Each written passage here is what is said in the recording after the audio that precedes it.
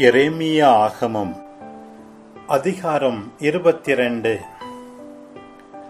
ஆண்டவர் கூறுவது இதுவே: யூதா அரசன் மாளிகைக்குச் செல், அங்கு இந்த செய்தியைச் சொல். தாவீதின் அரியணையில் அமர்ந்திருக்கும் யூதா அரசனே, நீயும் உன் அலுவலரும் இந்த வாயில்கள் வழியாகச் செல்லும் உன் மக்களும் ஆண்டவரின் வாக்கை கேளுங்கள் என்று சொல். ஆண்டவர் கூறுவது இதுவே: நீதியுடனும் நேர்மையுடனும் நடந்து கொள்ளுங்கள். பறிகொடுத்தோரை கொடியோரிடமிருந்து விடுவியுங்கள். அந்நியரையும் அனாதைகளையும் கைம்பெண்களையும் ஒடுக்காதீர்கள். அவர்களுக்கு கொடுமை இழைக்காதீர்கள். மாசற்றோரின் இரத்தத்தை இவ்விடத்தில் சிந்தாதீர்கள். நீங்கள் உண்மையில் இவ்வாறு நடப்பீர்களாகில், தாவீதின் அரியணையில் அமரும் அரசர்கள் இந்த அரண்மனை வாயில்கள் வழியாகச் செல்வார்கள். தேர்களிலும் குதிரைகளிலும் ஏறிச் செல்வார்கள். அவர்களோடு அவர்கள் அலுவலரும் மக்களும் செல்வார்கள்.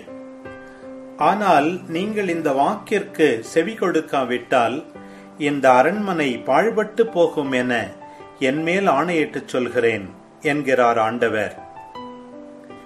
யூதா அரச மாளிகை பற்றி ஆண்டவர் கூறுவது இதுவே: நீ எனக்கு கிளையாதை போலவும் லெபனோனின் கொடுமுடி போலவும் இருக்கின்றாய்.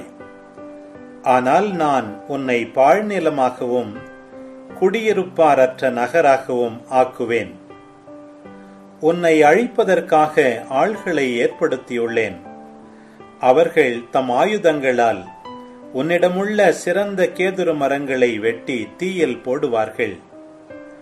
இந்நகரை கடந்து செல்லும் பல பிற இனத்தார் இம்மாநகருக்கு ஆண்டவர் ஏன் இவ்வாறு செய்தார் என்று ஒருவருக்கு ஒருவர் பேசிக்கொள்வர்.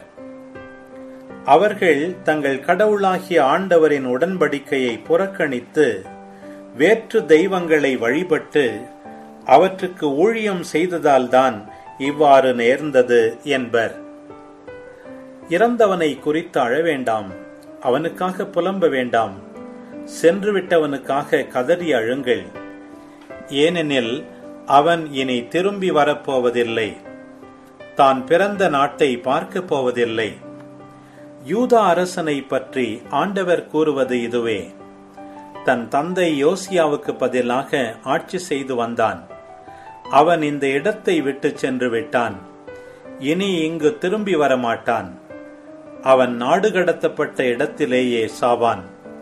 இந்த நாட்டை இனி ஒருபோதும் பாரான். நீதியின்றி தன் மாளிகையையும் நேர்மையின்றி தன் மாடி அறைகளையும் கட்டுகின்றவனுக்கு ஐயோ கேடு. அடுத்திருப்பாரை ஊதியமின்றி உழைக்கச் செய்கிறான். அவருக்கு கூலி கொடுப்பதில்லை. நான் பெரியதொரு மாளிகையையும் காற்றோட்டமான மாடி அறைகளையும் கட்டிக்கொள்வேன் என்கிறான். அதற்கு பலகணிகளை அமைத்துக் கொள்கின்றான். கேதுரு பலகைகளால் அதனை அணி செய்து அதற்கு செவ்வண்ணம் தீட்டுகின்றான். கேதுரு மரங்களின் சிறப்பில்தான் உன் அரச பெருமை அடங்கியிருக்கின்றதா? உன் தந்தை உண்டு குடித்து மகிழ்ந்தாலும் நீதி நேர்மையுடன் நடந்தானே.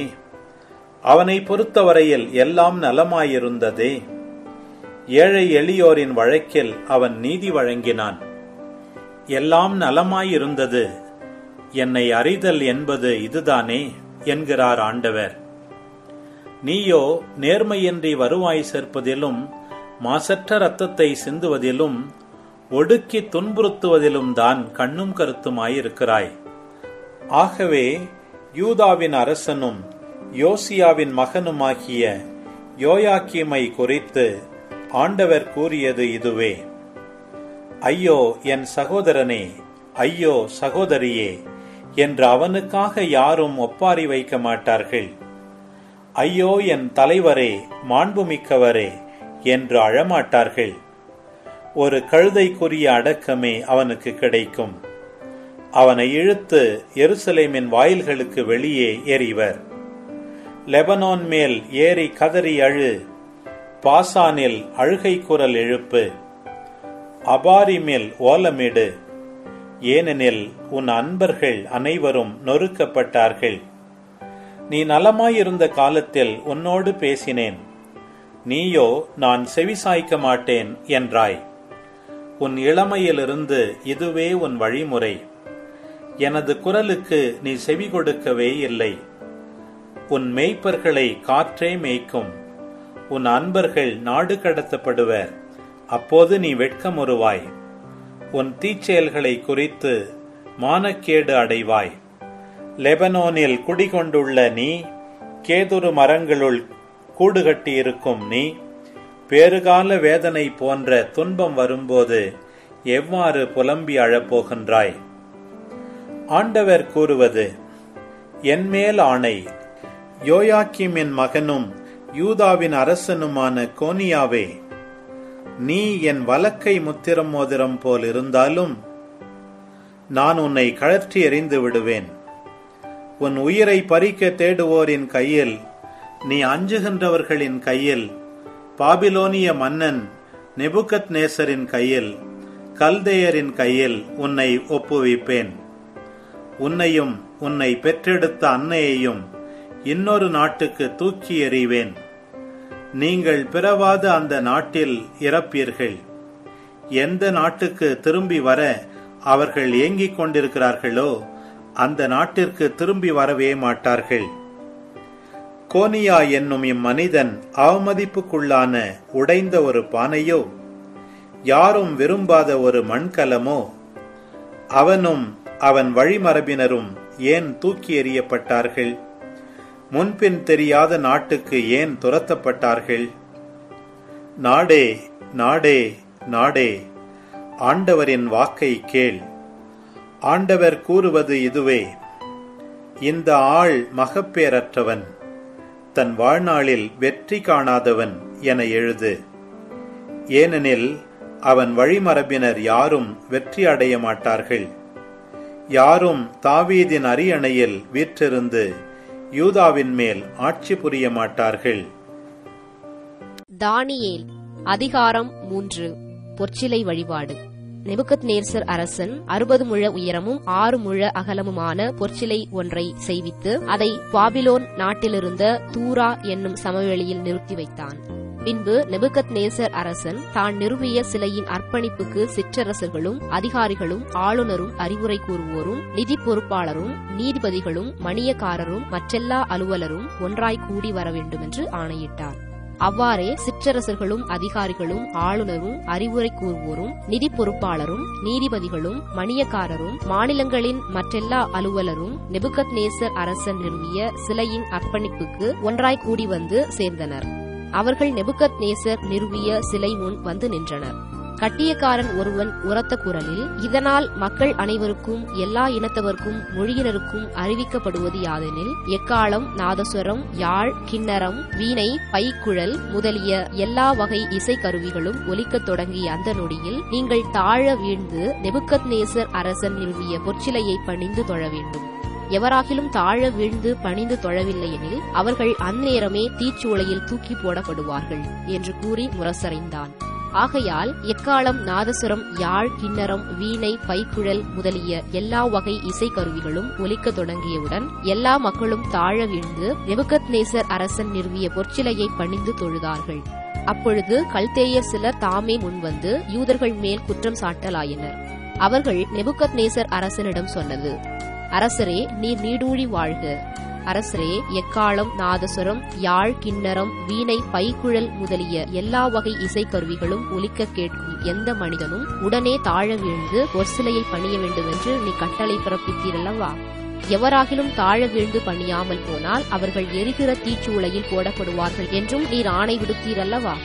அரசரே, பாபிலோன் நாட்டின் புறப்பகுதிகளுக்கு பொறுப்பாளர்களாக சாத்ராக்கு, மேசாக்கு, ஆபேத்நேகோ என்னும் யூதர்களை நீர் நியமித்தீரல்லவா? அந்த பேர் வழிகள் உமது கட்டளையை மதிக்கவில்லை, உன் தெய்வங்களை வணங்கவில்லை, நீர் நிறுவின பொற்சிலையை பணிந்து தொழவும் இல்லை.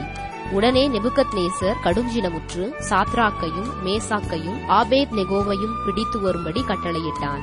அவ்வாறே அரசன் முன்னிலைக்கு அவர்களை பிடித்துக் கொண்டு வந்தனர். நெபுகத்நேசர் அவர்களை நோக்கி, சாத்ராக்கு, மேசாக்கு, ஆபேத்நேகோ, நீங்கள் மூவரும் என் தெய்வங்களை வணங்கவில்லை என்பதும் நான் நிறுவிய பொற்சிலையை பணிந்து தொழவில்லை என்பதும் உண்மைதானா? இப்பொழுதாவது எக்காளம், நாதசுரம், யாழ், கிண்ணறம், வீணை, பைக்குழல் முதலிய எல்லா வகை இசைக்கருவிகளும் ஒலிக்க கேட்டவுடன் நீங்கள் தாழ வீழ்ந்து நான் செய்து வைத்துள்ள சிலையை பணிந்து தொழ தயாராயிருக்கிறீர்களா? தொழாவிட்டால் அந்த நொடியிலேயே எரிகிற தீச்சூளையில் தூக்கி போடப்படுவீர்கள். உங்களை என் கைகளிலிருந்து தப்புவிக்கக்கூடிய தெய்வம் ஒன்று உண்டோ என்றான். சாத்ராக்கு, மேசாக்கு, ஆபேத்நேகோ என்பவர்கள் நெபுகத்நேசர் அரசனை நோக்கி பதில் மொழியாக, இதை குறித்து நாங்கள் உமக்கு மறுமொழி கூற தேவையில்லை.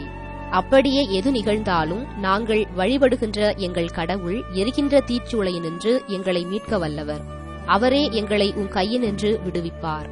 அப்படியே அவருக்கு மனமில்லாமல் போனாலும் அரசரே, நாங்கள் உம்முடைய தெய்வங்களை வழிபட மாட்டோம். நீர் நிறுவிய பொற்சிலையையும் நாங்கள் தொழப்போவதில்லை. இது உமக்கு தெரிந்திருக்கட்டும் என்றார்கள்.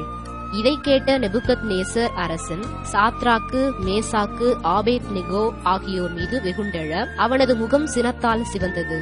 வழக்கத்தை விட 7 மடங்கு மிகுதியாக தீச்சூளையை சூடாக்கும்படி அரசன் கட்டளையிட்டான்.